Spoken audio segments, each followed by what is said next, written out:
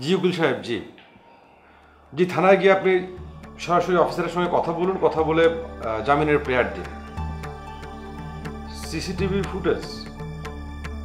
আরে ভাই, আজকাল তো সব জায়গায় সিসিটিভির ফুটেজ থাকে, সেটা তো কোনো সমস্যা না। কিন্তু না না, আমি যেটুকু বলার অফিসারকে বলে রেখেছি, আপনি সশরীরে গিয়ে আপনি কথা বলুন।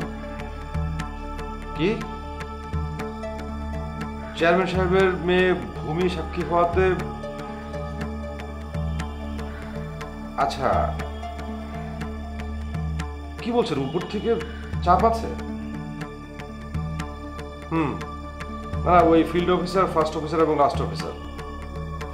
হ্যাঁ হ্যাঁ হ্যাঁ, না না, আপনি নিজে কথা বললে কাজ ভালো হবে। জি ভাই, আজকে যেন আগাম জামিনের ব্যবস্থা করে দেয়, ঠিক আছে? জি ভাই, জি। তাও কার জামিন, কিসের জামিন? আমি তো কিছুই বুঝতে পারছি না ড্যাডি।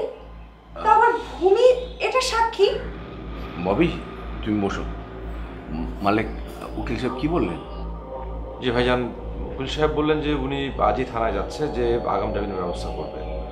আজকে জামিন না হলেও কালকে হয়ে যাবে, আপনার সাইনের জন্য লোক পাঠাচ্ছে। আমি তো কিছুই বুঝতে পারছি না।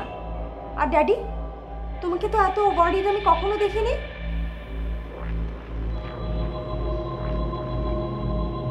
লুবনাকে দিয়ে ভূমি ভাইয়ার নামে কিডন্যাপের মামলা করিয়েছে।